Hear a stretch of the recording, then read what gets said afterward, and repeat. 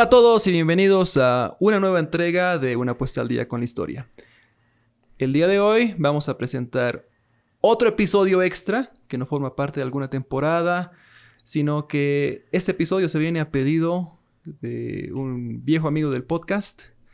Y bueno, no quiero dar más información al respecto, se lo quiero pasar todo a nuestro coanfitrión, Dano. Bueno, hola, ¿qué tal? ¿Cómo están todos? Que tengan muy buenos días, muy buenas noches, muy buenas tardes.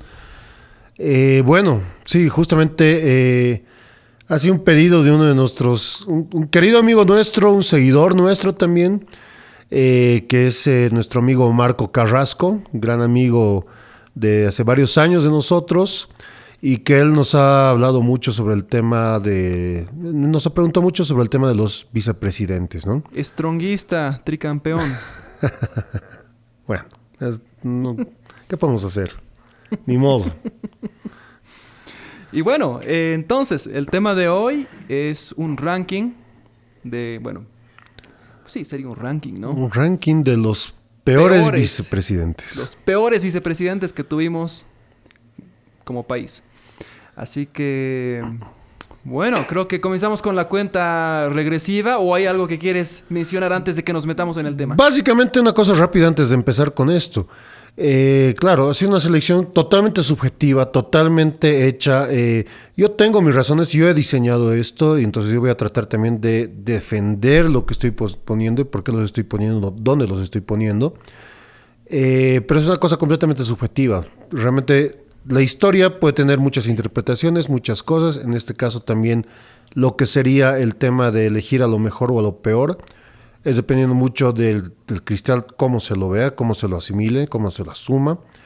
Entonces, bueno, estamos abiertos al debate, estamos abiertos también a poder ver otro tipo de personas, opiniones u otro tipo de aportes de la gente, de nuestros seguidores, para que hablemos sobre lo que sería esto, ¿no ves? Es un tema en boga, los vicepresidentes están muy en moda últimamente. Claro. Se ha puesto muy de moda hablar sobre vicepresidentes tiktokeros, vicepresidentes que manejan mucho redes sociales. Y bueno, vamos a hacer una descripción un poco histórica sobre lo que ha sido esto. Creo que después se viene el ranking de los peores TikToks de vicepresidente. No es mala idea, podemos hacer uno parecido. Sí, me parece bien. Pero bueno, entonces el debate es bienvenido. Seguro va a haber alguien que va a estar en desacuerdo con el ranking. Y bueno, si pueden participar y nos pueden decir qué piensan ustedes, si nos hemos equivocado. Bienvenidos. Si quitarían a alguien de la lista, si ustedes pondrían a alguien en su lugar. Estamos a la espera de saber qué es lo que piensan ustedes, ¿no? Perfecto. ¿Podemos empezar? Nos metemos al ranking. Comenzamos con el número 10. Número 10. El peor, de los peores vicepresidentes del país, ¿no? Voy a ayudarme con mi ayuda de memoria porque a veces se me va también un poco de la cabeza, ¿no? O sea, realmente creo que es la edad. A ver, danos una pista. Es un ex vicepresidente bastante contemporáneo, bastante reciente. Casualidades de la vida, es probablemente uno de los únicos casos de un vicepresidente que no tiene una profesión, no tiene un título profesional. ¿Graduado del colegio? Claro, es bachiller, pero no logró nunca tener un título profesional. Entonces alguien bastante humilde. A pesar de que, bueno, no, porque viene de una familia de bastante prestigio en Cochabamba, es cochabambino, está vivo todavía. ¿Está vivo? Está vivo y... ¿Terminó sus estudios o lo dejó ahí? Hasta donde sabemos no ha terminado, pero de todas formas ha sido incluso catedrático. ¿En serio? Especialmente en la Universidad Mayor de San Andrés. Bueno, en su época fue todo un escándalo el hecho de que una persona sin título haya dado cátedra en la universidad, ¿no? A ver, una pregunta. ¿Fue nuestro catedrático? Exactamente. Ok. Yo ya sé. Sí, vamos a empezar con el señor Álvaro García Linera. ¿Por qué lo he puesto en el ranking en el número 10 como uno de los peores vicepresidentes de la historia del país? Básicamente tengo un motivo principal. Es el hecho de que él ha acumulado demasiado poder. Realmente ha sido un personaje que, si bien ha sido el poder detrás del poder, dentro de lo que ha sido estos 14 años de la figura detrás de Evo Morales, el mismo hecho de que haya acumulado mucho poder para sí y realmente controlar todo lo que eran las decisiones políticas en un momento tal vez complicado donde el autoritarismo ha crecido enormemente y él podemos encontrarlo como un responsable directo de esto, ¿no? Es tal vez uno de los principales involucrados precisamente por estos afanes autoritaristas. Él entraba con estos aires bastante mesiánicos del último jacobino. Y bueno, pues eso también como que le ha jugado en contra al momento de atacar al opositor. Hemos entrado en una situación de fuerte confrontación entre esta idea del amigo contra el enemigo, ¿no? Entonces, ¿Él se denominó a sí mismo el último jacobino? Él se denominó el último jacobino, precisamente antesitos de de subir a la vicepresidencia por primera vez hace ya 20 años atrás. Sin lugar a dudas, es un tipo que ha aportado mucho dentro de lo que son las ciencias sociales, ha escrito bastante sobre las ciencias sociales, sobre los movimientos sociales y tiene aportes sociológicos muy interesantes, eso no creo que no se lo puede negar. Es una persona que ha leído mucho, es una persona muy conocedora. Se puede encontrar cosas positivas dentro de su gestión vicepresidencial, sin lugar a dudas. Este aporte brillante de la Biblioteca del Bicentenario y la creación del Centro de Investigaciones Sociales, yo creo que es un aporte, sin lugar a dudas, importante, partiendo desde el estado del aporte intelectual. Pero a pesar de todo eso, yo puedo también encontrar, yo veo y encuentro con él un rasgo autoritario muy fuerte, y por eso está aquí metido.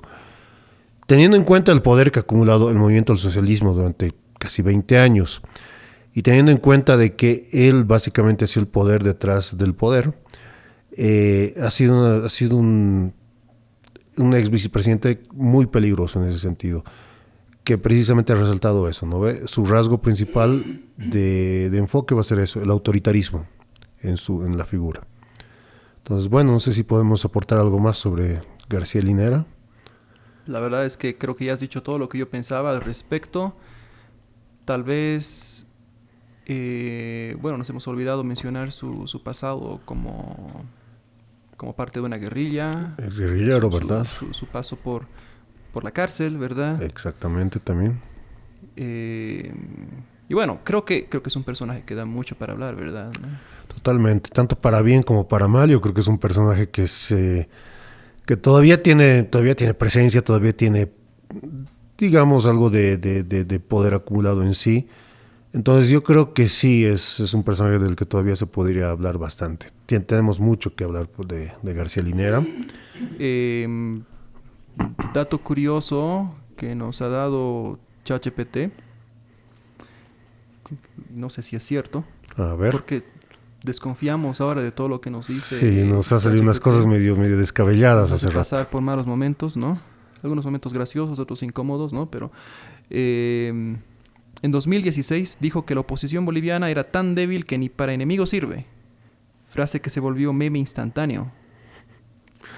Irónicamente, ese 2016 ha sido cuando han perdido el famoso referéndum de la reelección indefinida y ha sido el comienzo del fin de todo el proyecto político que habían organizado. No sé cómo se puede tomar en cuenta eso. Parece que él, con algunos, ha llegado a un punto, como se dice de una manera, digamos, más chabacana, se llegaba a chambonear demasiado con algunas cosas, cuando se ponía nervioso. Ahí tenemos algunas cosas muy significativas, como el hecho de que no podía sumar bien a ratos, ¿no? Se equivocaba con los números, con las cifras, o no podía leer bien lo que eran versículos bíblicos, tratando de explicar los versículos bíblicos. Me acuerdo que hablaba sobre las tesalonicenses, decía los tesalonienses, el capítulo 5 punto algo así dijo. Entonces realmente cuando trataba de buscar hacer algunas cosas de manera seria, se chamboneaba demasiado. Más o menos como Donald Trump cuando le preguntan cuál es su versículo favorito y no sabe pronunciar bien los... Exactamente, sí, exactamente ese mismo estilo. Entonces llegaba tal vez un punto, un nivel de nerviosismo tal en ciertos momentos cuando la crisis política estaba arreciando que realmente pues sí era material para memes, ¿no? O sea, y además esa su postura de superioridad intelectual era muy compleja dentro de él también, ¿no? Es una cosa tal vez de las más polémicas que podemos hablar de... Exacto, y la verdad es que podríamos dedicarle un capítulo entero para hablar de su aporte al pensamiento político. Sin lugar a dudas. Pero más que todo ahora nos queríamos enfocar solo en su rol como vicepresidente, ¿verdad? ¿Hay algo más que podamos aportar?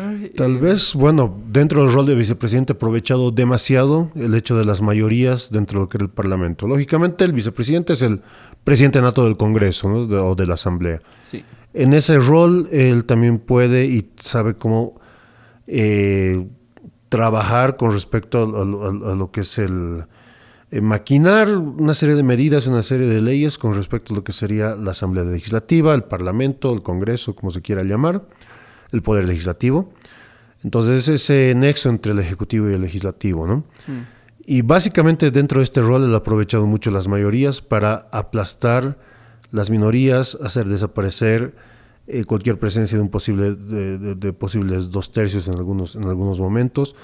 Algunas veces las asambleas dominadas por el MAS han estado a la altura, otras veces no, y otras veces realmente han cumplido un rol nefasto,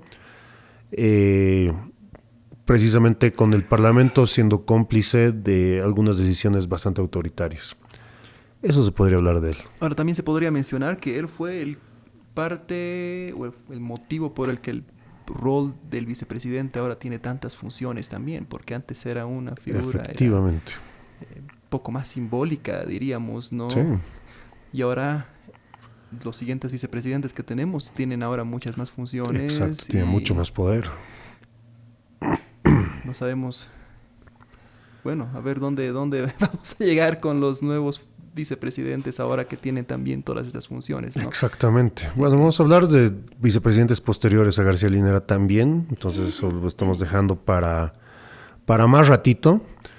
Pero sí, efectivamente, el rol del vicepresidente en la Constitución tiene muchas más funciones, tiene muchas más, ¿cómo se dice? Más, tiene mayor presencia dentro de lo que sería la participación dentro del Estado, ¿no? Entonces, por un lado, le da cierto lugar, pero también es peligroso, ¿no? Porque el hecho de elegir al compañero de fórmula y que tu compañero de fórmula tal vez lo hayas elegido de una manera muy precipitada o errónea, se puede volver algo muy peligroso, ¿no? Entonces es algo para tomar en cuenta para futuros candidatos a la presidencia. Si eliges un vicepresidente porque jala en las redes sociales y solo por eso y después... Exacto.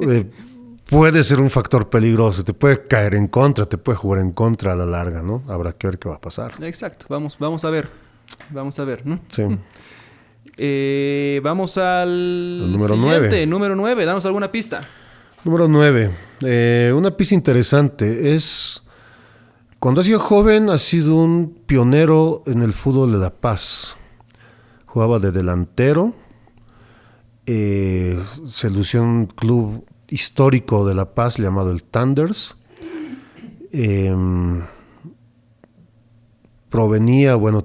Tiene todavía un famosísimo castillo en Los Yungas, camino a Chulumani, muy famoso, muy conocido. Algunos ya saben. Esa pista, Exacto, entonces realmente es un personaje que venía, era miembro del Partido Liberal, un partido liberal que en su tiempo, en los primeros años del siglo XX, ha tenido una presencia muy fuerte. Y después ha perdido el poder y recuperó el poder también un poco gracias a él, ¿no? Entonces... ¿Era paceño? Era paceño. Podemos decir el nombre, ¿no? Un momento.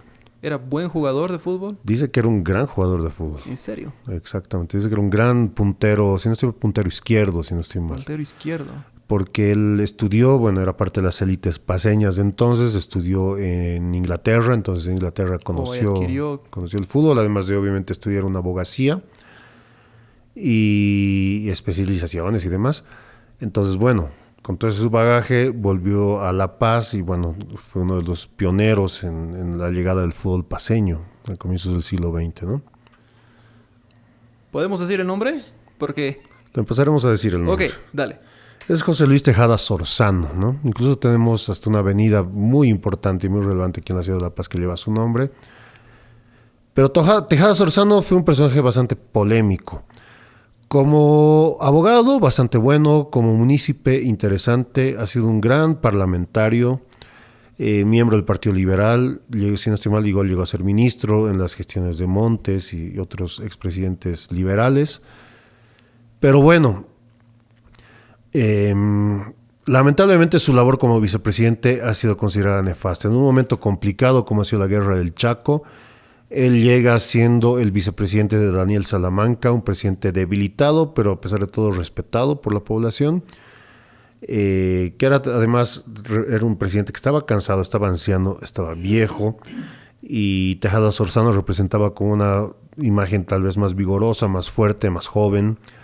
Entonces, en su momento fue esta alianza entre lo que eran los republicanos genuinos, que tenían la figura y la cabeza de Daniel Salamanca, y la alianza con los liberales, que precisamente te ponen a Tejada Sorzano como su figura estelar, en este caso como vicepresidente. Y perdón, ¿cómo era la relación entre Salamanca y Tejada Sorzano? Parece que ha sido una relación bastante tensa, bastante alejada. Salamanca, cochabambino, él confiaba mucho en solamente los cochabambinos. Si nosotros nos fijamos, buena parte de lo que era su gabinete de ministros estaba integrado por la creminata de la intelectualidad cochabambina de la época. Gente como Joaquín Espada, como el señor Quiroga, el padre de Marcelo Quiroga, se me fue el nombre. Sí, se me fue el nombre del señor Quiroga. No me acuerdo qué era, pero bueno, sí, se me fue el nombre de Antonio Quiroga. Bueno, sí, había varios miembros de la intelectualidad y la élite cochabambina de la época que eran parte. Estaba también el señor de Ugarte, se me fue el nombre igual del señor de Ugarte, y así varios personajes de la intelectualidad y la élite cochabambina, y como que lo dejaron de lado, ¿no? Salvo Franz Tamayo, que era tal vez el único no cochabambino que estaba parte del círculo de confianza de Salamanca, y dejándolo algo de lado tal vez a Tejada Sorzano. Y bueno, Tejada Sorzano lo que empezó a hacer es conspirar por detrás, ¿no? Estallada la guerra del Chaco, Salamanca tenía una relación pésima con los principales comandantes, con los principales generales del ejército boliviano, a diferencia de Tejada Sorzano, que tenía una relación muy fluida con ellos, ¿no? Y precisamente eso y la decisión de Salamanca de tratar de imponer un nuevo comandante después de la salida de Kuntz, que era el general José Lanza, va a llevar a lo que se va a llamar el famoso infame Corralito de Villamontes, donde los principales comandantes del ejército boliviano, en plena sede de la campaña, en pleno centro de operaciones, que era Villamontes, donde estaba Salamanca precisamente visitando el accionar de las tropas desde la retaguardia, le dan una encerrona justamente donde se estaba quedando, en el cuartel donde se estaba quedando, lo obligan a renunciar, y obviamente eso estaba directamente relacionado con lo que era la complicidad que tenía Tejada Sorzano desde La Paz.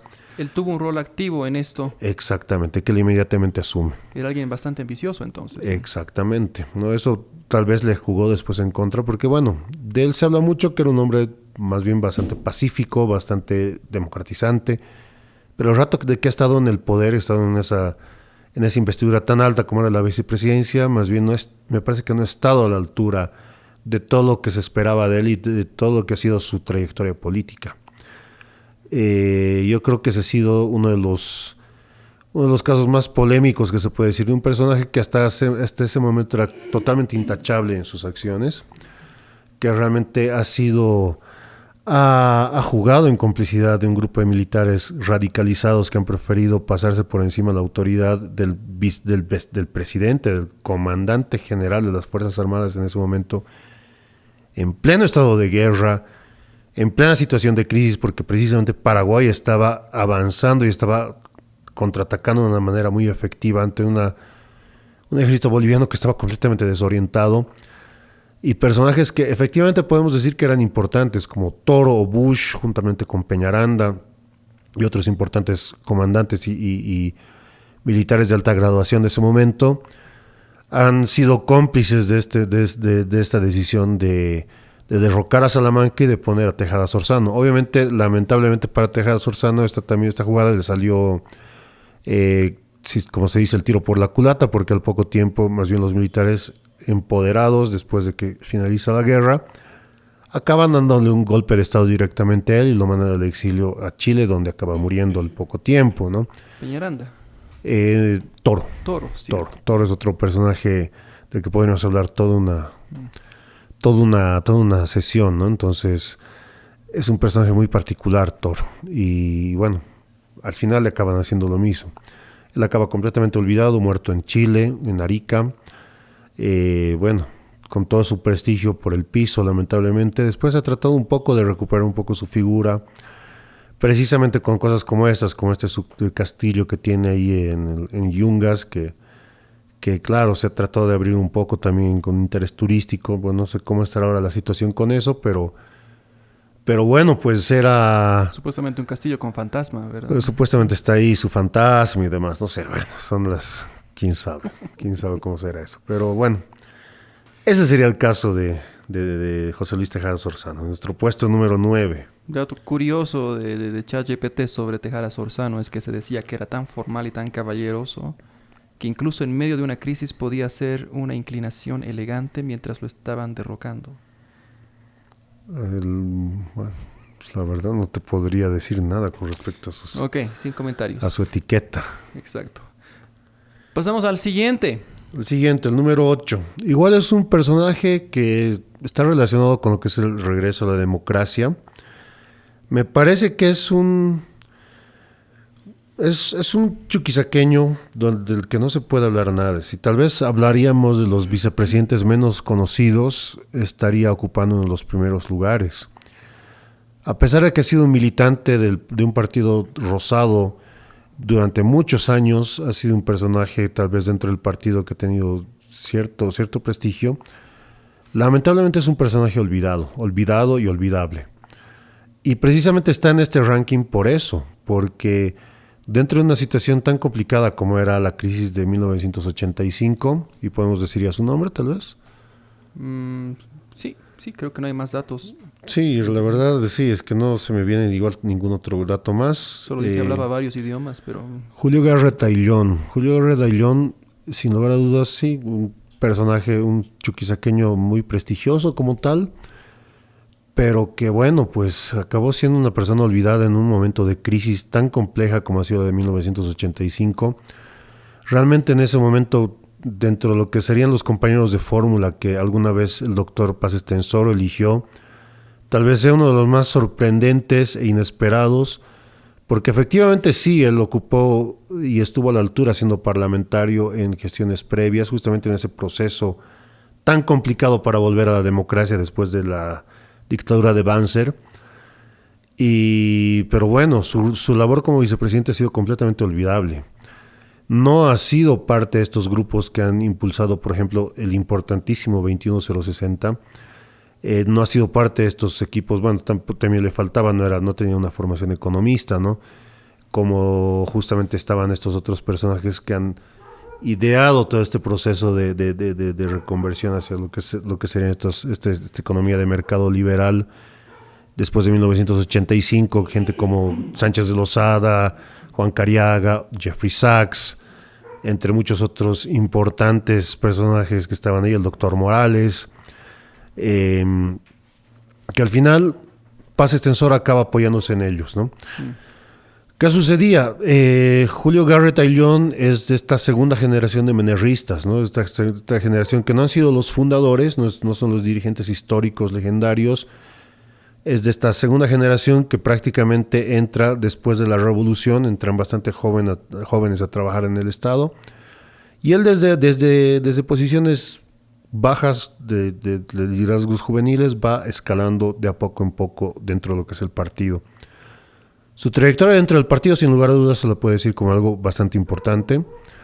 Él alcanza sitiales importantes, especialmente en estos regresos parlamentarios muy, muy relevantes. Pero después, lamentablemente, sí, en el rol de vicepresidentes no aparece como tal en ningún hecho importante, ¿no? Fue una figura irrelevante. Totalmente irrelevante como vicepresidente, lamentablemente, ¿no? Entonces, más allá del dato de ChatGPT que dice que era un hombre bastante letrado, sin lugar a dudas, o sea, una persona muy, muy respetada, digamos, en ese ámbito, o en el ámbito intelectual, pero más allá de eso, su labor como vicepresidente ha sido totalmente olvidable. ¿Cómo fue su carrera después de la vicepresidencia? Básicamente ahí terminó su carrera política. No tiene, bueno, ha ocupado algunos lugares en espacios diplomáticos después de eso. Y después sí acabó retirándose de la política, bueno, dedicándose a una vida más familiar. Falleció un par de años, ¿no? Pero claro, o sea, fue diluyéndose, a diferencia de otros líderes políticos, que alcanzar la vicepresidencia es un paso más hacia cosas, hacia proyectos, digamos, políticos más serios. En el caso de él, no. O sea, realmente ese fue el punto cúlmine de su carrera política y después eso se fue de a poquito diluyendo, desapareciendo de lo que era el entorno político, ¿no? Dando pie también, bueno, y eso ha sido algo importante, que alguna vez tal vez vamos a tener que hablar sobre lo que era el MNR en los 80s. El mismo hecho de que el año 89 Víctor Paz Estenssoro decide retirarse de la política y otorgarle el liderazgo del partido, no esta generación, que era la generación que estaba esperando, principalmente representado por Guillermo Bedregal, estaban esperando ellos heredar el liderazgo del partido para mantenerlo ellos, ¿no ven? Justamente esta generación de Bedregal, donde estaba Julio Garrett y un montón de otros personajes más. Paz Estenssoro acaba dándole a la generación más joven, que era la generación de Gonzalo Sánchez de Lozada, y Sánchez de Lozada acaba metiendo a todo lo que era su gente dentro de lo que era el partido, y todo este proyecto de MNRista de los 90s, que bueno, es parte de harina de otro costal dentro de lo que sería esta charla. Entonces, varios de estos han acabado relegados, ¿no ven? Sánchez de Lozada ha optado no expulsarlos, porque yo creo que ha visto la necesidad también de tenerlos y mantenerlos dentro del partido, pero los ha tenido lo más alejados posibles, ¿no? Bedregal pasó muchos años siendo embajador en España, por ejemplo, en esa época. Julio Garrett igual ha estado embajador en algunos países vecinos latinoamericanos, y muchos de otros personajes parecidos han estado igual ocupando cargos diplomáticos, como que en un exilio dorado, alejados bastante de lo que era esta presencia tan fuerte que tenía Sánchez de Lozada y su equipo de trabajo, ¿no? Un dato curioso que tal vez me voy a arrepentir de leer, según ChatGPT. En una recepción oficial en Moscú, según anécdotas de la época, quedó atrapado en un interminable brindis ruso y salió más colorado que la bandera soviética. Tal vez, probablemente. No sé qué te puedo decir ante eso. No sé si hay alguna fuente. Si alguien sabe algo al respecto, por favor. O sea, sería interesante saberlo. Si no sé de dónde ha sacado esto, ¿no? Pero bueno, pasamos a otro vicepresidente. Número 7. Número 7. ¿Qué nos puedes decir? Porque creo que hay mucho. Hay muchas pistas acá, ¿no? Aquí sí tenemos mucho por hablar. Los cochabambinos y sobre todo los tarateños les han dado muchas anécdotas. Algo tiene el Valle Alto cochabambino que te da personajes tan relevantes como este señor. Viene este pueblo tarateño, este pueblo de Tarata, ¿no? Ve los tarateños y sus casas hermosas, su arquitectura colonial, su chicha, realmente hacen que este pueblo tenga un encanto especial. Ha nacido en la misma tierra donde había nacido el gran Esteban Arce, donde había nacido el polémico Mariano Melgarejo. Igual que Melgarejo, él era militar de profesión, era un aviador bastante valiente, bastante, como se podría decir tal vez ahora, un machista empedernido. He escuchado bastantes comparaciones entre él y Melgarejo. Totalmente. El Melgarejo del siglo XX. Exactamente. Hasta el mismo hecho de que le haya puesto a su helicóptero el nombre de Holofernes, como Melgarejo tenía a su caballo que tenía ese nombre. Cosas realmente, ¿no? Sí, es un personaje, es un personaje encantador de la segunda mitad del siglo XX, me parece. Yo creo que ya la gente está imaginándose de quién se trata. Ocupa la vicepresidencia en un espacio muy corto de tiempo, justamente por su ambición de poder. Y por eso yo creo hablar de René Barrientos Ortuño. René Barrientos como tal, obviamente sí, es un militar formado justamente inmediatamente después de la Guerra del Chaco. A diferencia de otros militares de su época, bueno, claro, por el tema de edad no participa de la guerra. era un poco más joven. Un personaje con un carácter populista muy interesante, ¿no? Porque realmente él reunía una serie de características bien particulares. O sea, era un hombre del pueblo, era un hombre populachero, querido por la gente, un personaje que te podía sentarse al lado de los campesinos, hablarles en quechua, discursiarles, tomar chicha de la tutuma con ellos, jugar fútbol con ellos, repartirles dinero y volar en su helicóptero e irse a otra población. Y claro, empieza su carrera política dentro de lo que sería este brazo político del MNR, de lo que era la célula militar. Dentro de la célula militar, donde al comienzo la figura estelar era Alfredo Bando, empieza a aparecer él como un personaje que va a empezar a pacificar lo que se llama la champaguerra. ¿Qué era la champaguerra? Va a ser un conflicto entre los campesinos MNRistas del Valle Cochabambino, cuando se produce la ruptura entre Paz Estenssoro y Walter Guevara Arce. Después antes de lo que eran las elecciones de 1960, Walter Guevara Arce pensaba que le tocaba por sucesión la candidatura a la presidencia. Llega Paz Estenssoro y dice, no, ahora yo voy a ser el presidente nuevamente, y lo deja a un lado a Walter Guevara. Walter Guevara, molesto, decide secesionar el partido, ¿no? Entonces se lleva con él a varios militantes, ¿no? Y militantes importantes del partido, funda el Partido Revolucionario Auténtico, y entre ellos se lleva una enorme base social, especialmente cochabambina. ¿Por qué? Porque el mismo Walter Guevara era cochabambino.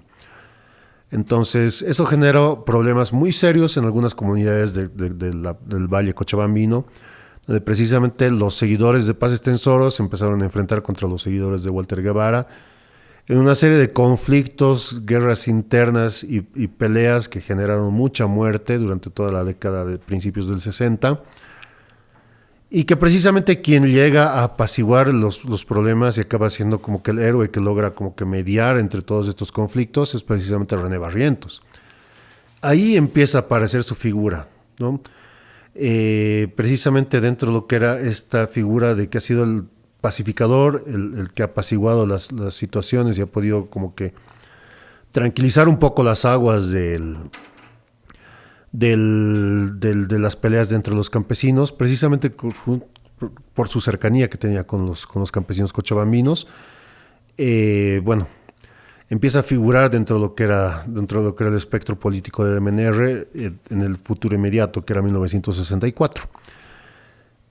Y además de eso empieza a participar de algunas actividades relacionadas también con lo que eran los proyectos que tenía Estados Unidos con respecto a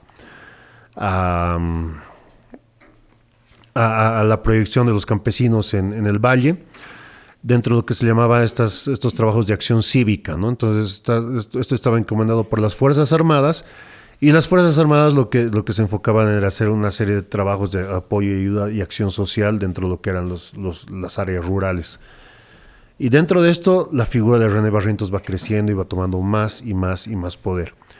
La cosa es que para 1964, Paz Estenssoro decide pasar por encima de las leyes, pasaron por encima de la Constitución y habilitarse para hacerse reelegir inconstitucionalmente. El Congreso del MNR era un hervidero, especialmente para buscar quién iba a ser su vicepresidente. Habían opciones, tal vez la opción principal en ese momento era un líder cruceño de nombre Rubén Julio, que incluso había sido ministro y había sido también parlamentario del MNR en el periodo anterior. Un personaje del mismo Paz Estenssoro. Claro, del mismo, sí, exactamente. Es decir, en ese tiempo fue senador y después fue ministro también de él. Y él parecía que estaba teniendo la ventaja dentro de lo que era esta opción para ser vicepresidente en 1964. Pero de pronto empiezan a impulsar la figura de René Barrientos dentro del partido, y el apoyo que tenía René Barrientos acaba relegando completamente a Rubén Julio, lo dejan prácticamente el ostracismo. Rubén Julio después acaba casi olvidado dentro de lo que era la política y dentro del partido del MNR, y él aparece como compañero de fórmula de Paz Estenssoro, ¿no?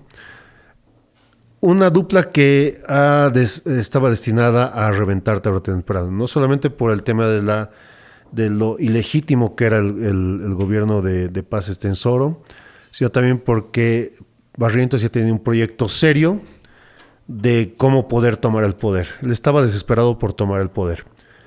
Básicamente son elegidos, ganan las elecciones en mayo aproximadamente, son posesionados en agosto.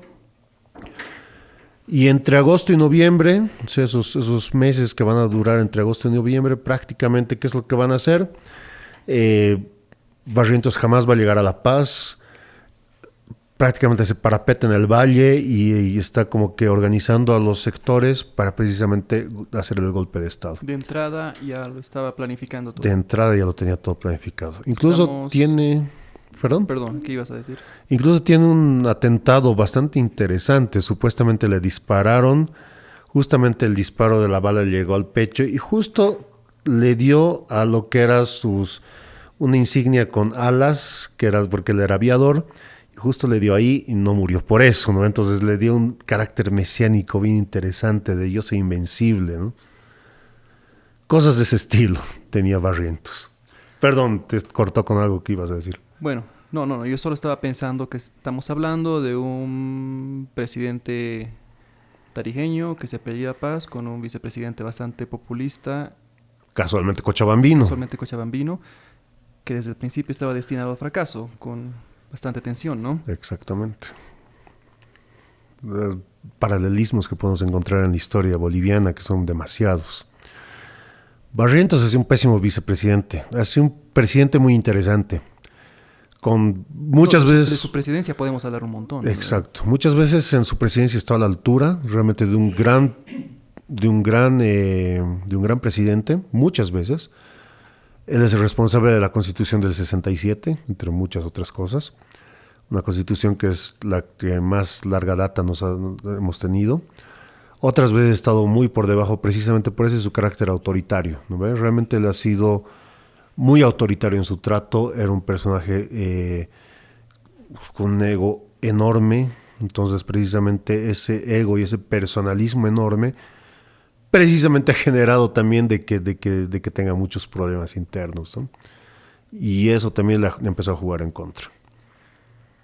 Wow. Muchas particularidades, mucho paralelismo y en el caso de Barrientos. Este puesto genera un poco de ansiedad, tal vez, no sé. Totalmente. Totalmente. Además, por el apoyo popular, porque en todo momento René Barrientos ha sido un presidente popular, vicepresidente y presidente popular, muy popular. ¿Cómo hubiera sido si él tuviera TikTok? Imagínate. Tal vez hubiera tenido algunas transmisiones en quechua. Hubiera sido interesante ver eso. Eso es cierto, ¿verdad? Sí, porque él era un gran hablador de quechua, un personaje muy interesante.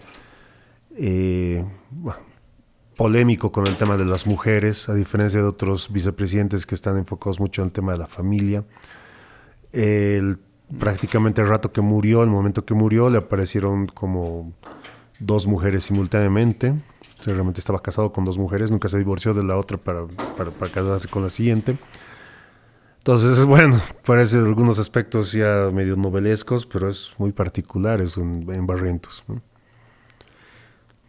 Mira, el dato curioso aquí es... No sé si quiero leerlo. Muy curioso. No sé si quiero leerlo. A ver. Tal vez te lo dejo a ti para que tú leas. No puedo ser el único que dice estupideces aquí. Dato curioso. Fue vicepresidente por 3 meses. Luego derrocó al presidente y se quedó él con el cargo principal. Gracioso. Era tan fanático de andar en helicóptero que sus ministros decían en broma, si quieren hablar con Barrientos, vayan al cielo. Podremos todavía preguntarle a Barrientos cómo estar en el cielo, ¿no? No sé, pues, si el chiste sale tan malo como el mío, pero bueno.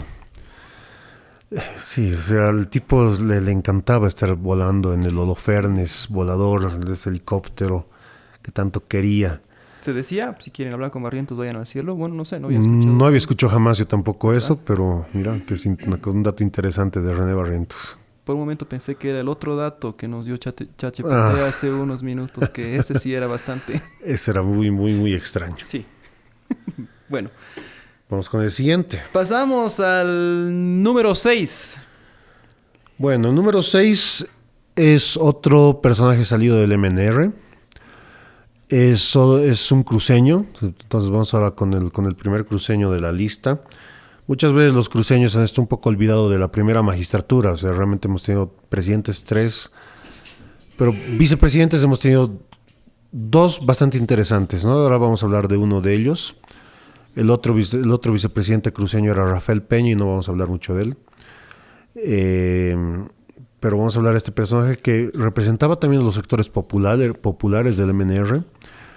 Es como ministro ha sido muy importante, ha sido un gran ministro, pero un vicepresidente que bueno, se le podría decir muchas cosas. Pero bastante populista. Bastante populista. Lamentablemente él acaba muriendo en la indigencia. Es una pena cómo acaba muriendo un personaje que a comienzos dentro del partido ha sido tan importante. Él acaba falleciendo en la década del 90, olvidado prácticamente en la indigencia, enfermo, muy mal. A pesar de todo era un tipo muy letrado, muy inteligente, muy preparado, pero que parece que dentro de la política otra vez el cargo de vicepresidente le ha quedado muy grande. Y sería el caso de don Ñuflo Chávez Ortiz, ¿no? ¿Qué podemos hablar de Ñuflo Chávez? Ñuflo Chávez era el hijo de un gran líder cruceño llamado Cástulo Chávez, un líder de lo que se llamaba el Partido Regionalista Cruceño, donde precisamente ellos estaban buscando regenerar mucho de la idea de lo cruceño. La idea de lo cruceño que ahora tiene tanta fuerza viene precisamente de muchos postulados de don Cástulo Chávez, ¿no? Cástulo Chávez era un personaje bien interesante. Por eso también le pone a su hijo el nombre de Ñuflo, como del fundador de Santa Cruz, ¿no? Ñuflo Chávez Ortiz acaba integrándose dentro de lo que era el MNR en la década del 40, bastante jovencito. Uno de los fundadores. Exacto. Entonces, su ascenso dentro del partido es rápido, ¿no? En esas épocas Santa Cruz tenía una presencia muy fuerte de MNRistas, combativos, valientes cruceños MNRistas que han peleado. Obviamente ya después de la revolución, Santa Cruz se va a volver uno de los centros opositores más fuertes a Paz Extensor, a Siles y compañía. Y bueno, iba a estar ahí al medio Ñuflo Chávez. Durante la gestión del gobierno revolucionario de 1952 al 56, va a ocupar el cargo de ministro dentro de lo que sería la reforma agraria. Va a ser uno de los impulsores de la reforma agraria. Representaba dentro de lo que era el famoso sector o los ministros obreros, ¿no? Junto con Lechín y Butrón, han sido incluidos como los 3 ministros obreros del partido. Y precisamente su aporte y su apoyo dentro de lo que era la reforma agraria, el otorgamiento de tierras, incluso el otorgamiento de armas para los campesinos ha sido muy importante. Precisamente su presencia dentro de lo que era la izquierda del MNR permite de que el año 1956 sea el candidato a vicepresidente de Hernán Siles Suazo. Era como tal vez el equilibrio de la visión de ese entonces. Hernán Siles era la derecha y el equilibrio era ser Ñuflo Chávez la izquierda, para tener un partido unificado entre los 2 sectores. Se podía calificar así el Suazo de derecha, pero... En ese momento todos lo calificaban así. Sinceramente yo tengo mis dudas. Bueno, eso va pero por otro tema. Eso sería por otro tema. La verdad tenemos un pendiente de hablar sobre la revolución del 52, que yo creo que sería un tema... una temporada... intensa y muy interesante. Sí. Pero bueno, ¿qué es lo que pasa con Ñuflo Chávez dentro de lo que era la vicepresidencia? Ha estado muy por debajo de lo que se esperaba de él. Ha tratado de chocar con el presidente. Eran necesarias reformas políticas y reformas económicas serias, porque el periodo de la revolución ha otorgado muchos derechos, pero ha generado un conflicto económico muy serio. Bolivia estaba entrando en una recesión económica muy complicada, 1956, desde el 54 aproximadamente. Y precisamente era necesario hacer reformas económicas para un poco frenar esta inflación y también para darle más continuidad a la revolución. ¿Qué podemos ver ahora, por ejemplo? ¿Qué es lo que ha pasado con Arce? ¿Cómo se ha ido desestructurando el MNR, el MAS? Precisamente por el tema económico. La gente a veces vota por el bolsillo, vota porque, bueno, no quiero hacer fila por el gas, no quiero que las cosas estén caras, no voy a votar por el tipo que está generando que esto está mal. Claro. El MNR se ha dado cuenta de eso a tiempo. Han dicho, bueno, si nosotros nos mantenemos en la inflación, mantenemos con la crisis económica, la revolución se va a terminar acá, va a volver la rosca, van a volver ellos y todo lo que hemos hecho no va a servir para nada. Entonces han tenido que realizar reformas económicas necesarias. Han tenido que alinearse con los Estados Unidos. Han tenido que hacer todo un nuevo código, por ejemplo, del petróleo. Famoso y polémico código Davenport. Ha empezado a abrir también un poco lo que era la idea de la revolución de las inversiones extranjeras. Todas estas reformas que las impulsan principalmente Hernán Siles Suazo junto con su ministro estrella, que era el ministro de gobierno, que era Walter Guevara Arce, chocan con las ideas de izquierda que mantenía Ñuflo Chávez. Ñuflo Chávez era bastante teórico, bastante dogmático, se diría, dentro de lo que era este pensamiento retórico, teórico de la izquierda, ¿no? Entonces, no ha tenido el pragmatismo que han tenido otros personajes dentro del MNR como para poder impulsar este tipo de reformas sin que le salga su lado izquierdista y se oponga netamente a prácticamente todas las decisiones. Ha habido una ruptura casi inmediata con Siles Suazo, y Siles Suazo lo que ha hecho es relegarlo, dejarlo a un lado totalmente, olvidarlo y dejarlo ahí. Pasó a la irrelevancia por completo. Pasó a la irrelevancia, pero él tal vez tratando de buscar de tener más presencia, incluso anunció su renuncia como vicepresidente a media gestión. Renuncia a media gestión, anuncia su renuncia, y básicamente Siles Suazo, ¿qué hace? Le acepta la renuncia. Y se acabó su carrera política. Los ministros obreros que estaban todavía siendo parte del gabinete de Siles Suazo no lo toman en cuenta, no, porque él pensó que iba a renunciar y todos los sectores populares y obreros iban a ir tras de él. Nadie le tira bola, se queda ahí, se queda medio olvidado. Rompe con el MNR, rompe con prácticamente toda la estructura del MNR. Acaba bastante olvidado por mucho tiempo, después del Entonces, golpe él deja la vicepresidencia por deja completo, la vicepresidencia. ¿no? Entonces, él no está presente en el gobierno cuando se da el enfrentamiento más duro con los universitarios de Santa Cruz, ¿no? Exactamente. Él ya no está ahí, ya no está presente. Me hubiera gustado saber, tal vez, qué hubiera pensado o cómo hubiera actuado en esa situación, ¿no? Claro, él ya no está en ese momento, ¿no? Ya no estaba presente en todo eso. Bastante interesante. Pero el dato curioso de ChatGPT no es muy interesante. Solo dice: en reuniones del MNR le decían ñuflito, pero solo escondidas, porque si lo escuchaba te armaba un discurso de 2 horas sobre la revolución. Bueno, como te digo, era muy dogmático con la idea de la revolución. Yo no sé de dónde salen estas anécdotas. Esta cosa se inventa. Aquí producción se está riendo de nosotros, pero bueno. O él lo escribe. Pero sí, no, lo he puesto precisamente por eso. O sea, realmente es un vicepresidente que no está a la altura, más allá de sus grandes dotes intelectuales. Porque sí, el tipo después ha estado exiliado y, bueno, ha dado cátedra especialmente en Perú. Ha estado muchos años enseñando en la Universidad de San Marcos en Perú, y justamente era el maestro principal en todo lo que era economía política, teoría marxista y todo. Era un gran personaje, un gran conocedor de los temas de la dialéctica y todo lo demás. Pero lamentablemente sí, en el tema político ahí vio truncada su carrera. Tuvo después un regreso como parlamentario del MNR de Paz Estensoro, pero ya su relevancia dentro del partido se ha vuelto casi mínima. ¿Ha escrito un libro sobre ciencias políticas? Creo que sí. Sí, tiene sí. varios libros y varias publicaciones. Sí, lo recuerdo. Bueno, pasamos al siguiente, número 5, ¿verdad? Exactamente. Estamos en la mitad del ranking. Mira, estamos bien. Número 5 es un personaje que igual paceño, hermano de un presidente, igual un presidente muy importante de principios del siglo XX. Una avenida de Sopocachi lleva su nombre, porque principalmente él ha sido un gran munícipe, un gran personaje. Tal vez ahora no nos acordamos de él mucho, tal vez nos acordamos más desde el nombre de las calles. Porque el nombre es bastante conocido. Exacto. Bastante transitado, ¿no? Exactamente. Además es el hermano de un presidente bastante importante también. Exacto. Bueno, esta familia era como una dinastía, ¿no? Exacto, sí, de las muchas que han habido. Y bueno, entonces es el caso de Abdón Saavedra. ¿Quién era Abdón Saavedra? Era el hermano menor de Bautista Saavedra, para empezar, ¿no?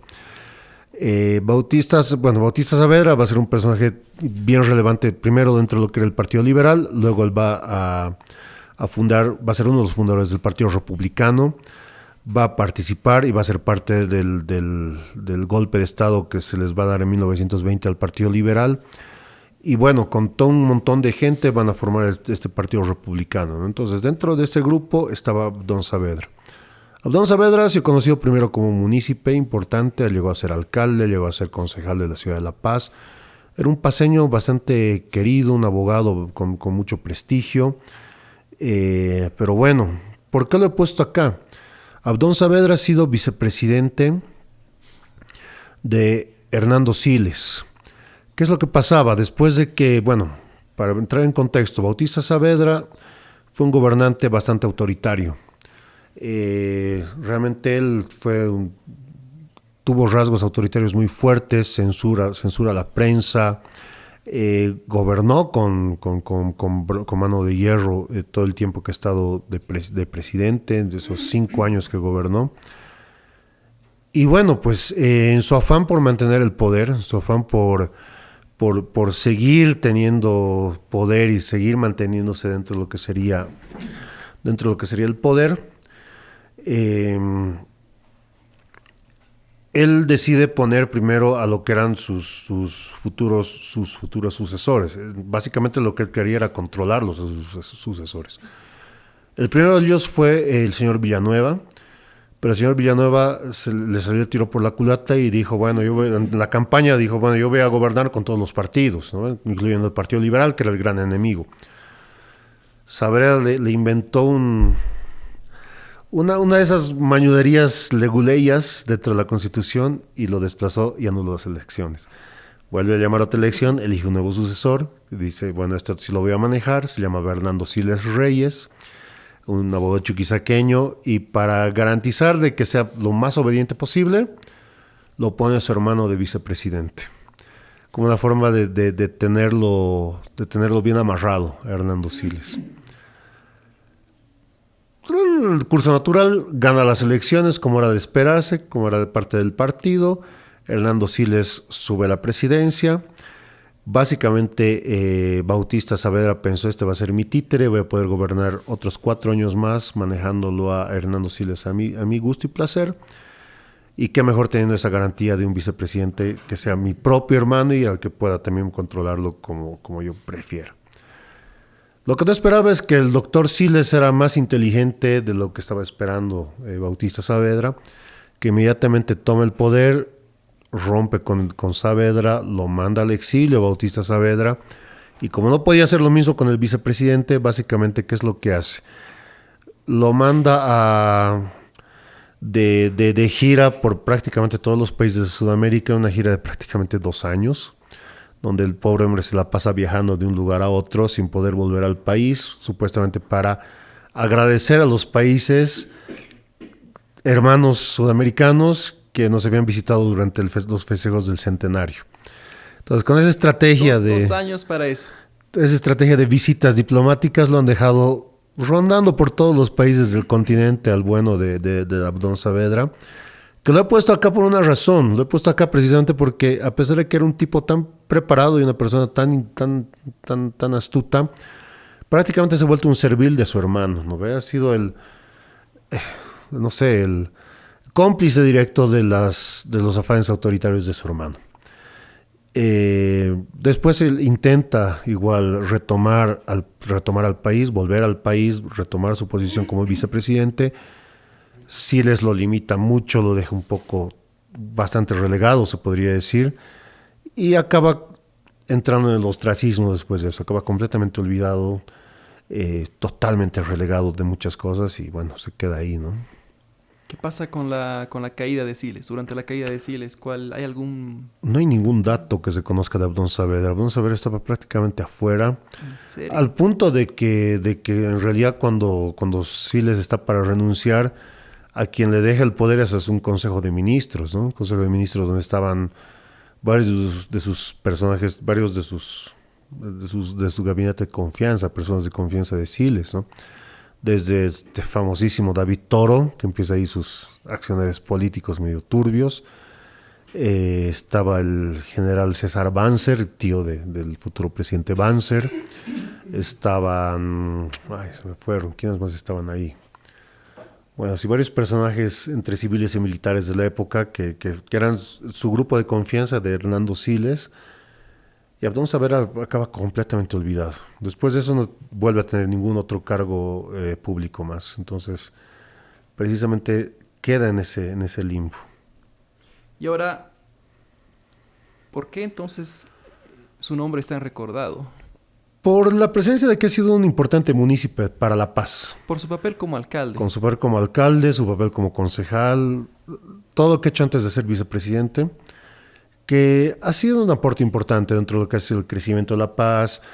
Han sido ellos, no sé si directamente él, la verdad ese dato no lo tengo, que han empezado a abrir cosas como la apertura del Prado, la canalización del río Choqueyapu. Entonces, todos esos alcaldes de ese periodo han viabilizado esa modernización de La Paz de principios del siglo XX, que estaba relacionado con el principio de modernización de lo que hablaba el Partido Liberal y muchas de esas cosas. Tema, o sea, dato curioso, según ChatGPT, dicen que tenía fama de ser tan serio que en una ocasión, según crónicas, un diputado dijo: si Abdón sonríe, renuncio a la política. El diputado duró muchos años. Me imagino que sí. Tiene una apariencia bastante seria hasta en sus fotos. Era un personaje, eran dos personajes de esa época, eran muy tradicionales, muy, bueno, no sé, ahorita los políticos de hoy tal vez son unos chabacanos comparados con lo que era la política de principios del siglo XX. Y a pesar de que eran abogados que provenían de sectores populares, los dos hermanos Saavedras, exacto, ¿no? Claro, han agarrado todo el porte tradicional del abogado, digamos, de la alta sociedad.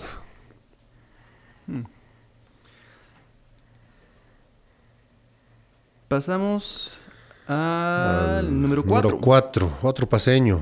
Otro paseño. Otro paseño.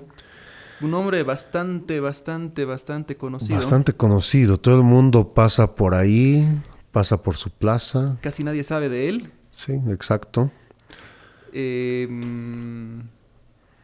otro dato podemos decir? A ver, bueno. Otra pista. Mira, muchas veces tú cuando quieres ir al centro de la ciudad tomas el Arce Prado y llegas hasta la plaza que lleva su nombre. Bueno, ex plaza que lleva su nombre, ahora es una pasarela que lleva su nombre. Yo ahí intercambiaba figuritas Exactamente, del mundial, ¿no? mundial, ahí se intercambiaban figuritas del mundial. ¿Qué otra anécdota podemos decir con él? Justo ayer Del personaje, no de la plaza. Exacto, justamente ayer estaba escuchando este grupo Atajo, tiene una canción que justamente te habla del camino de la ceja hasta el lugar donde lleva este nombre su personaje. Obviamente lo van a mencionar, ¿no? Exactamente. Claro, o sea, realmente es dentro de la cotidianidad de La Paz, está muy presente. ¿El reloj sigue ahí? Sigue ahí. Sigue ahí, ¿no? Pero si alguien te puede preguntar quién era él, yo creo que muy pocas personas lo conocen. Y ha sido dentro del finales del siglo XIX y comienzos del XX, ha sido un personaje muy interesante. Bueno, ¿vamos con el nombre? Estamos hablando de Lucio Pérez Velasco. Lucio Pérez Velasco ha tenido una labor antes de ser vicepresidente, en épocas donde habían 2 vicepresidentes en cada gobierno. Él ha tenido una labor destacada dentro del Partido Liberal. Ha sido parte del Partido Liberal, se ha opuesto a todos estos gobiernos autoritarios previos. Ha tenido una lucha encarnizada con gobiernos como los de Melgarejo, donde empieza él a afianzarse en la política, es un gran rival dentro de esto. Ha llegado a ser igual concejal, municipio paceño y principalmente diputado, ¿no? De diputado ha tenido varias presencias muy importantes y ha sido víctima de varios destierros justamente en épocas de los gobiernos conservadores, donde precisamente por su posición liberal totalmente pura y radical, era perseguido y era bastante duramente atacado en muchos casos, ¿no? Entonces, eso ha generado en él también una lucha y un objetivo de poder alcanzar, ser, digamos, un político de una formación un poco más correcta. Después de que se da la Guerra Civil de 1899, todo este proceso donde incluyen los movimientos con Pando, la Guerra Civil, los movimientos con Zárate-Vilca, cómo se trae a la capital y todo lo demás, para 1900 se elige ya un presidente constitucional después de lo que ha sido esta primera junta de gobierno. Entonces, bueno, el líder legítimo era justamente José Manuel Pando. Y además de José Manuel Pando, yo creo que vamos a tener un tema de tal vez uno de los primeros acercamientos de lo que ha sido este cuoteo de poder entre distintas facciones dentro y regiones dentro de lo que era las personas que habían hecho la guerra civil y cómo habían triunfado los liberales en este proceso. Porque se le otorga la primera vicepresidencia a Lucio Pérez Velasco, que estaba duramente enfrentado con Pando, y él representaba al sector del liberalismo que se llamaba los puritanos. Y en la segunda vicepresidencia se le otorga a Aníbal Capriles, que era un líder cochabambino muy importante dentro de lo que ha sido la revolución liberal en Cochabamba, donde precisamente tanto desde el Valle Bajo, el Valle Alto y dentro de lo que ha sido la ciudad de Cochabamba, ha habido una muy, muy interesante lucha para derrotar y derrocarlos a los conservadores, ¿no? El Partido Constitucional. Y bueno, pues llegan tres personajes que tal vez estaban totalmente, bueno, por lo menos en el caso de Pando con Pérez Velasco, tenían una competencia y una confrontación muy fuerte. ¿Por qué? Porque Pérez Velasco también quería ser uno de los líderes que más figuren dentro del Partido Liberal. Entonces, él, al no estar de acuerdo con muchos de los principios de Pando, muchas de las cosas que estaba realizando Pando, y al ver cómo progresivamente el Partido Liberal acababa siendo controlado por sectores, como los que se van a ir llamando los doctrinarios, que era el sector de Ismael Montes, que de a poco empieza a socavar el poder y empieza a obtener más y más poder, él decide tomar partido por su propia cuenta. Entonces él decide romper con el Partido Liberal, incluso en plena época de la Guerra del Acre, donde precisamente muchos de ellos tienen que ir hacia el norte a luchar y a defender la soberanía boliviana en la región del Acre, en lo que es ahora es Pando. Volviendo de eso, Pérez Velasco, decide organizar una serie de levantamientos en contra de Pando.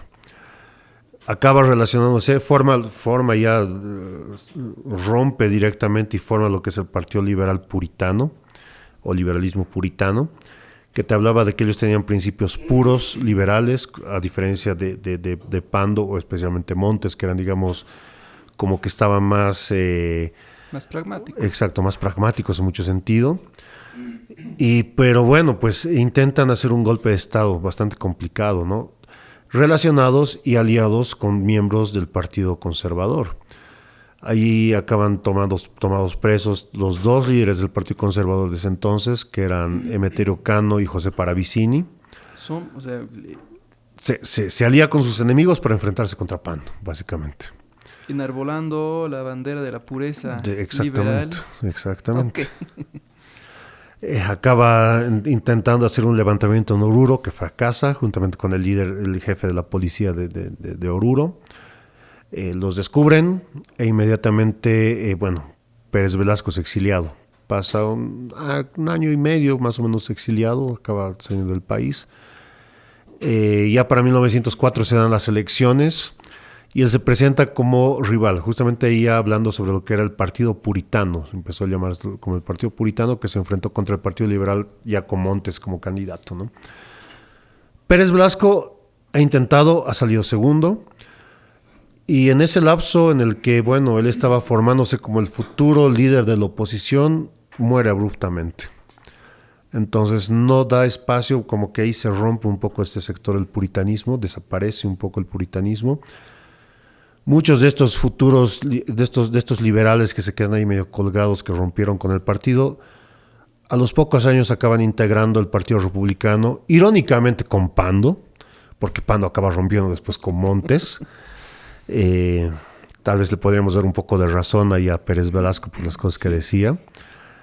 Pero bueno, ¿no? Entonces, muchos de estos sectores acaban organizándose a lo que va a ser el futuro Partido Republicano, ¿no? Ahí habían sectores tan interesantes como los federalistas, que justamente se enarboló esas banderas para el inicio de la guerra civil, y ellos acabaron totalmente relegados, muchos de ellos olvidadísimos.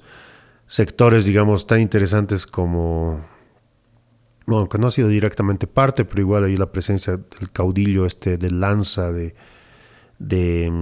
se me fue el nombre de Lanza. ¿Cuál era el nombre de Lanza? Martín Lanza, que ha sido un líder popular cochabambino muy interesante de esa época, que igual pues se opuso a tanto a Pando como después a lo que representaba Montes y acaba fusilado.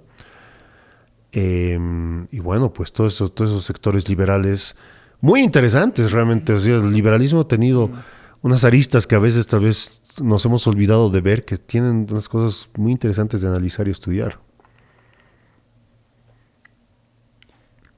No sé, bueno, antes de pasar a este dato curioso, entonces, ¿por qué hay algún otro motivo por el que se puso su nombre a una plaza tan transitada? Por su labor de parlamentario, por su estatus de vicepresidente. Ya en ese tiempo ya empiezan a poner muchos de estos nombres.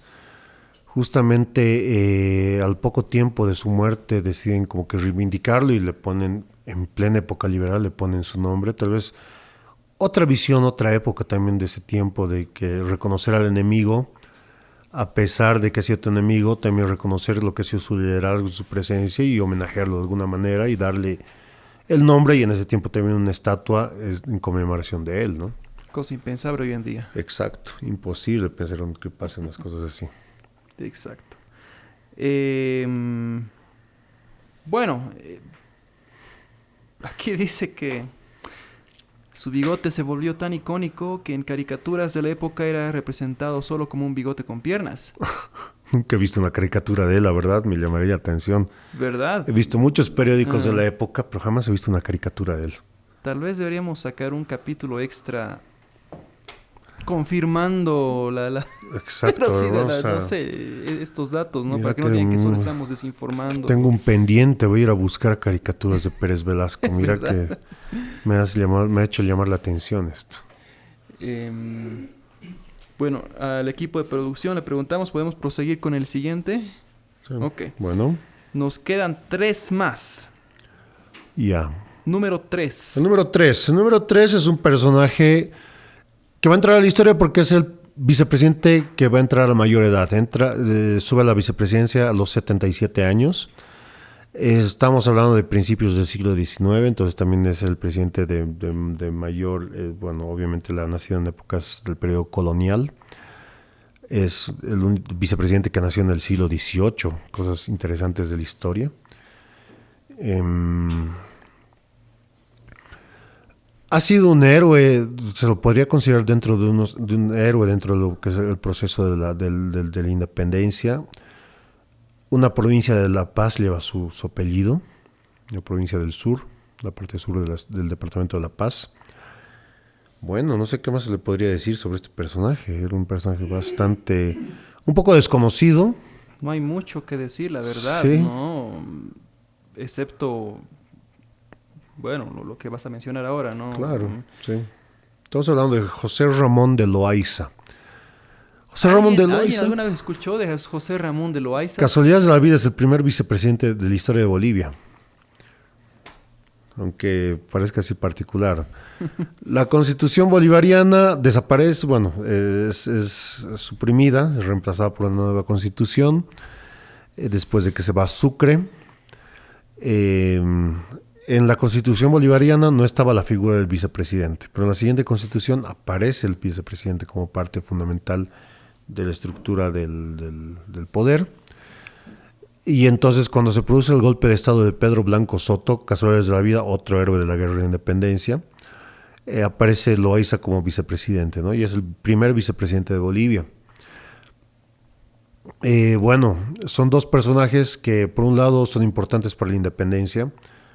Loaiza es parte de los levantamientos del 16 de julio, es parte, bueno, ocupa un cargo importante dentro de lo que era el proceso de la organización de la Junta Tuitiva con Murillo.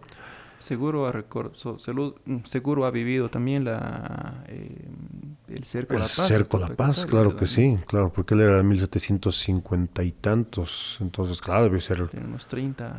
Sí, debe estar en sus 30 más o menos, en la época del cerco.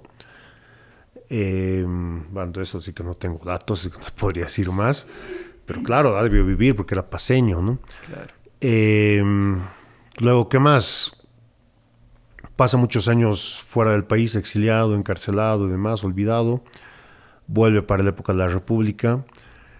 Y en una situación polémica, tanto de Blanco como de él, acaban uniéndose estos sectores properuanos que estaban buscando la incorporación del territorio de Bolivia y especialmente del Departamento de La Paz a la República del Perú. Obviamente acaban siendo duramente enfrentados por personajes como José Vallivian, principalmente, o el mismo Andrés de Santa Cruz, que tenía un proyecto muy distinto.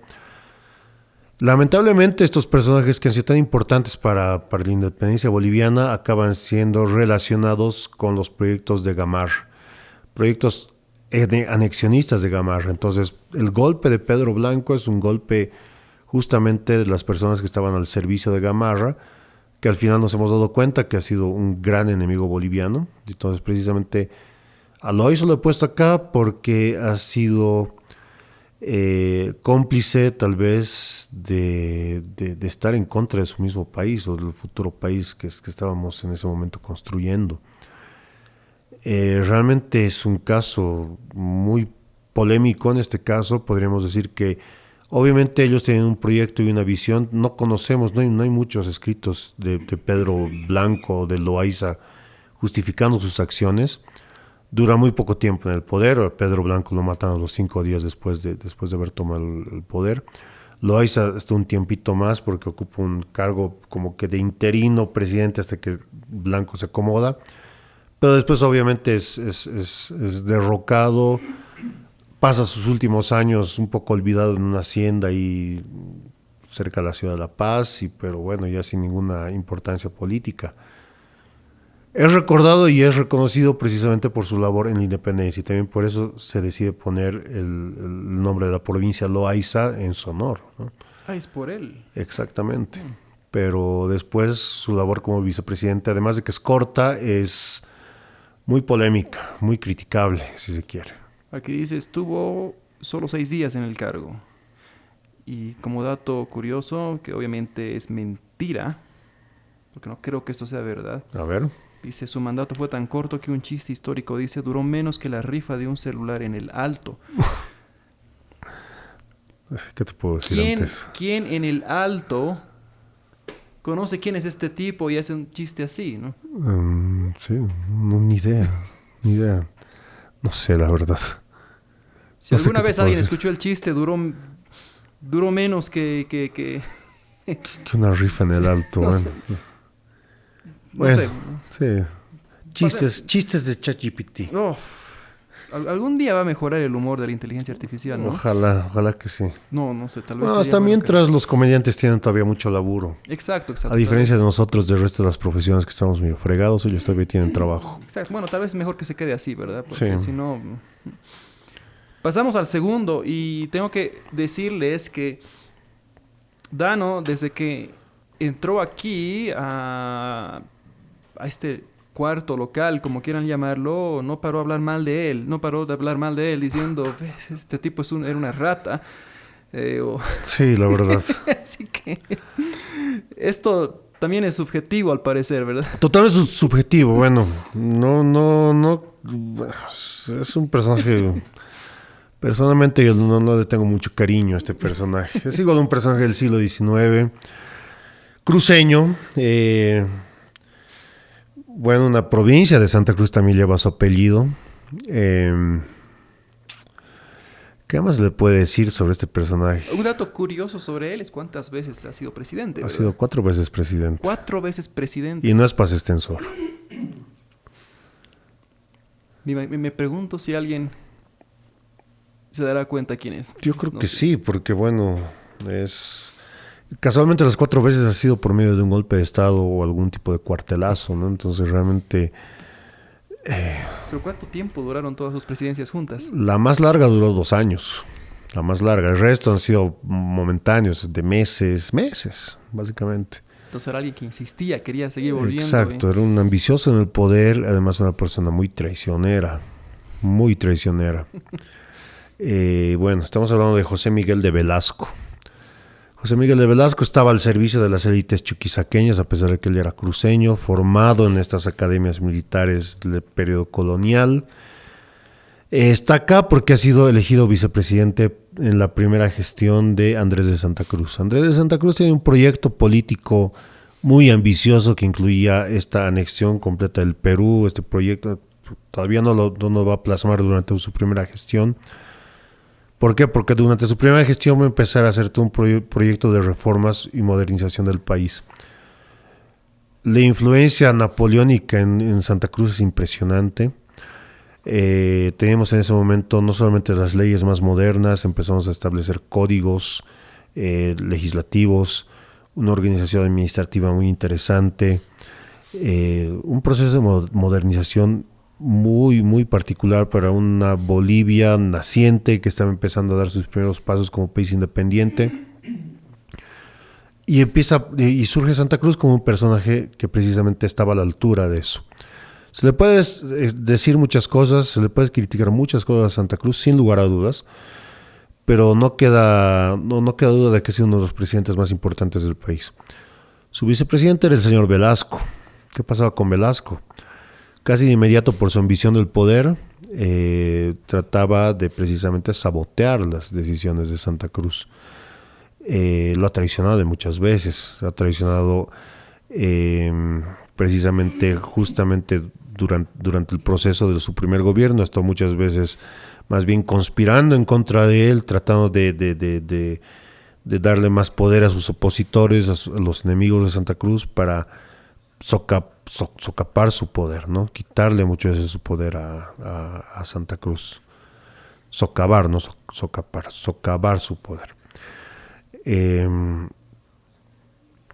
Y bueno, pues ese aspecto precisamente ocasiona de que Santa Cruz para su segunda gestión, donde ya empieza el proyecto de lo que va a ser la Confederación Perú-Boliviana, decide dejarlo a un lado y bueno, elige a Mariano Enrique Calvo, que es un personaje mucho más leal, con muchas cosas que también se le puede criticar, pero digamos, bueno, la lealtad era una de sus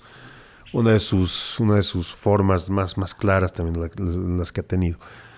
Entonces, bueno, Velasco se vuelve un conspirador completo, ¿no? Traicionero, se ha puesto en contra de él muchas veces, ha levantado el país muchas veces en contra de la Confederación, justamente en momentos donde Chile atacaba y Chile invadía territorios, bueno, de la Confederación, principalmente regiones peruanas.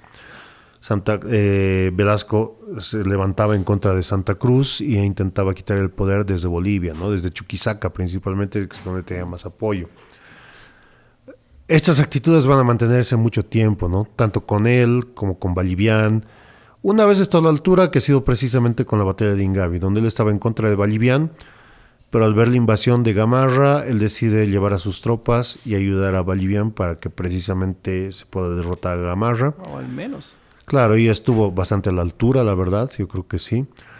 Pero después de haber sido tal vez el artífice del fracaso del proyecto de Santa Cruz, él ha sido uno de los artífices del fracaso de Santa Cruz. Él ha sido el principal promotor, digamos, de todo lo que eran sus conspiraciones. Y se podría decir que también se ha vuelto un títere tanto de los intereses chilenos como de los intereses de las élites peruanas que estaban opuestos al proyecto crucista, ¿no? Y parece que desde el inicio, ¿no? Entonces realmente se puede decir que es un personaje muy polémico. A pesar de que sí, también de esto, tal vez indirectamente también ha participado dentro de lo que era el proceso de la independencia. Primeramente como realista, pero después se pasó ya al bando patriota, entonces ya ha aportado y ha sido partícipe de algunas de las últimas batallas en las que se consolidó la creación de la República. Entonces de ahí también viene el reconocimiento porque se le otorga una provincia y cosas así, su nombre de una provincia y demás en Santa Cruz. Pero bueno, pues es un personaje también, como se podría decir, tal vez un doble cara. Aquí yo diría, voy a leerlo rápido porque esto no tiene sentido. Los opositores decían, no hay problema en Bolivia que Velasco no intente resolver, renunciando y volviendo después. Sí. No, básicamente el aparecía y desaparecía de la presidencia a su interés. Entonces, bueno. Claro, si alguien quiere ver la lista de los presidentes de Bolivia en orden, lo va a ver 4 veces, así que Exacto. siempre va a llamar la atención, ¿no? Así que podríamos hablar más de él en otro momento, ¿verdad? Sí, sí, da para eso.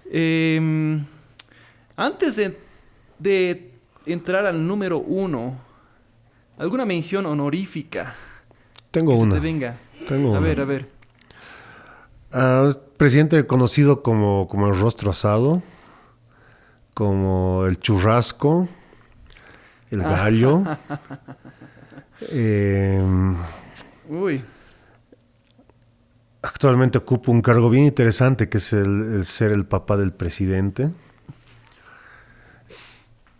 Bueno, como presidente se le puede decir muchas cosas, pero varias veces él ha estado, cuando ha sido presidente, ha estado muchas veces a la altura. Cuando ha sido vicepresidente, realmente yo creo que le ha faltado muchas cosas. Que sería Jaime Paz Zamora. Jaime Paz Zamora ha sido un muy mal vicepresidente de Hernán Siles Suazo en una época de crisis complicada.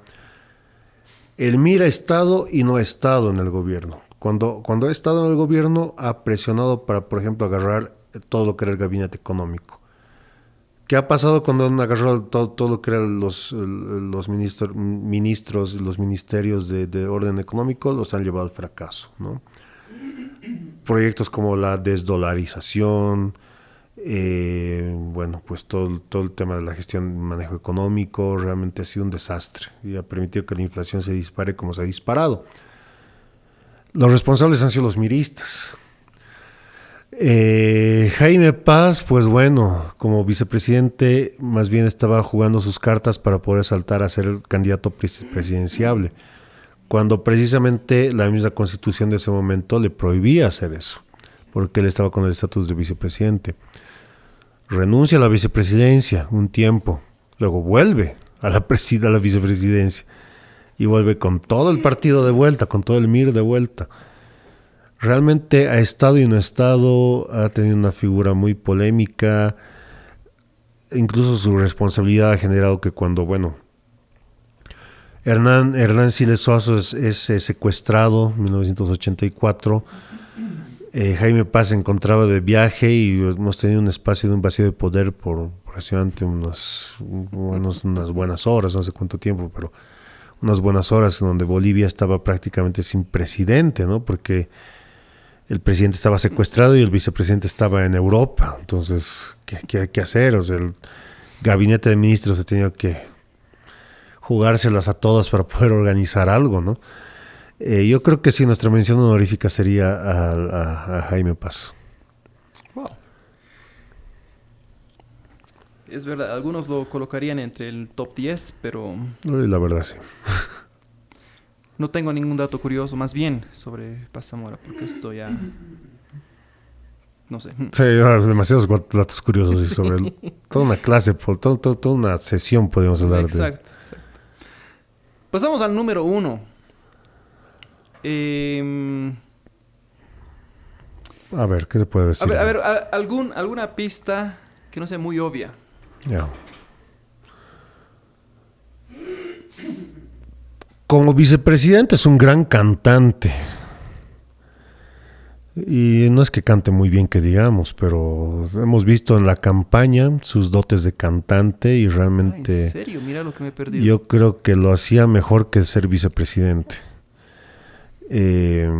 Bueno, le gusta que los relojes den vuelta al revés. Uy, con eso ya. Y pues es el autonombrado descendiente de todos los incas, ¿no? Realmente me parece un personaje muy nefasto para la historia reciente boliviana, que estamos hablando de David Choquehuanca, un personaje con un aire mesiánico patético, ridículo, Realmente muchas veces se lo adoraba como un genio. Sinceramente yo escuché muchas veces discursos de él. No sé de dónde le encontraban lo genial o lo brillante las cosas que decía. Estaba lleno de esta falsa humildad de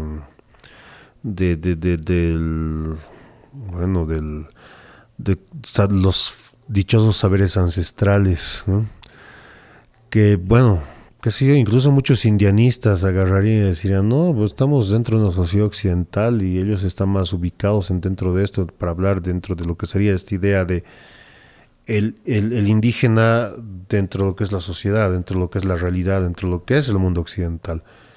Mientras personajes como David Choquehuanca estaban más enfocados en ser la figura folclórica que les va a agradar a todos los ONGistas europeos que lo veían como wow, el personaje indígena que te habla de ancestralidades y de nociones medio gnósticas. Y básicamente Choquehuanca era eso, ¿no? No sé cómo ha llegado a ocupar por tantos años la Cancillería. Realmente, ¿Qué ha estudiado? Sinceramente no sé qué ha estudiado, pero es profesional, ha sacado, tiene un título, a diferencia de García Linera, él sí tiene un título.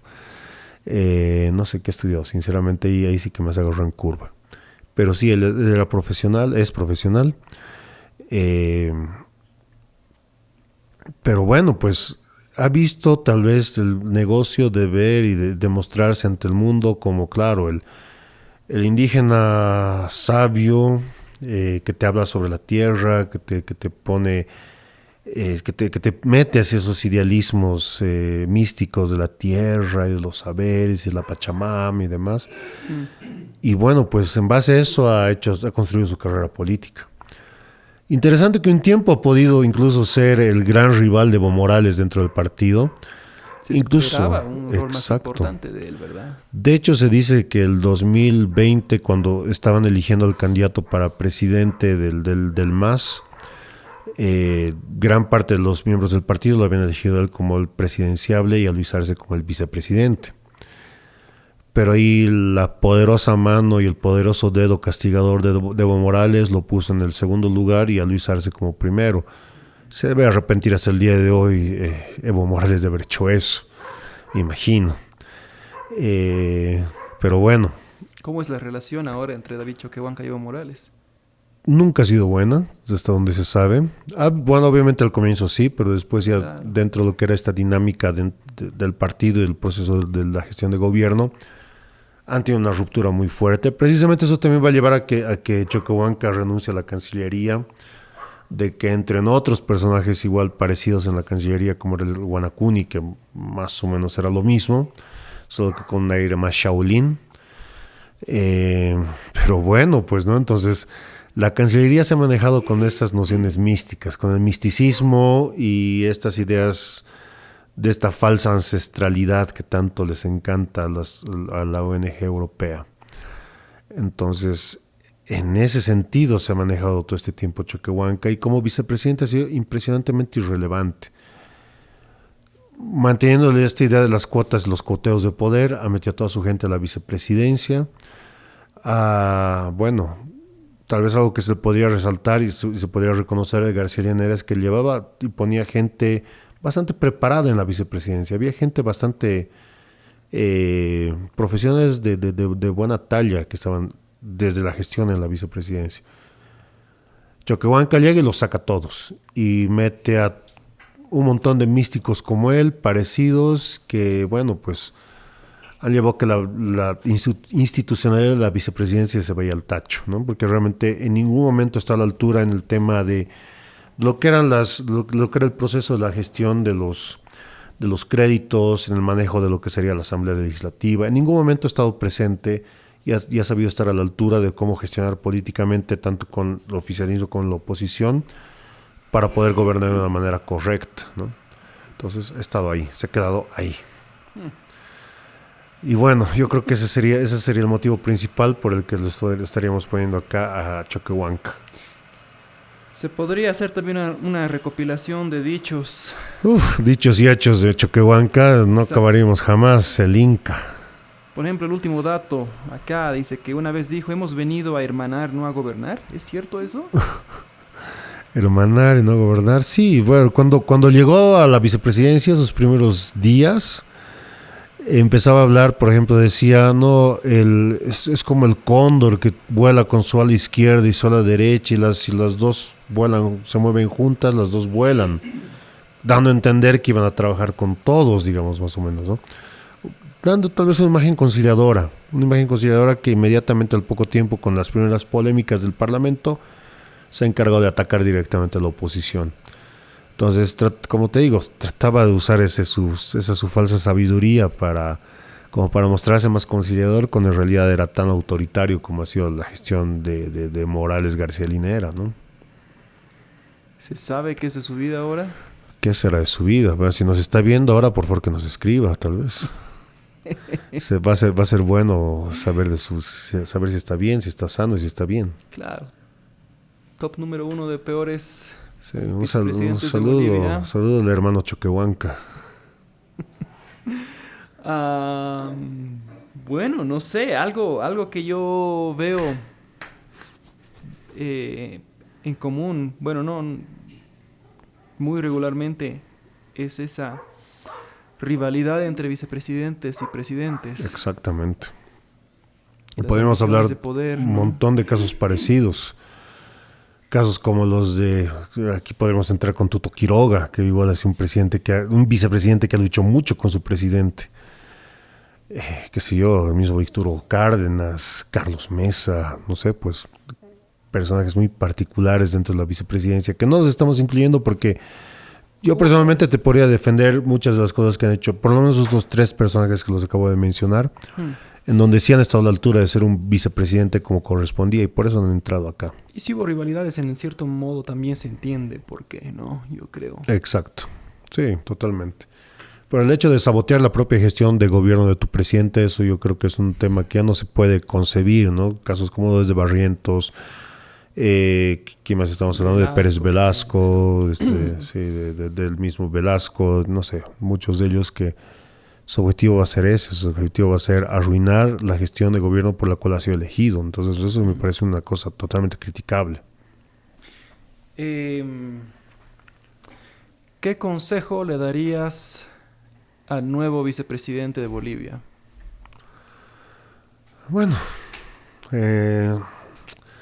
capitán Lara, señor vicepresidente, capitán del pueblo.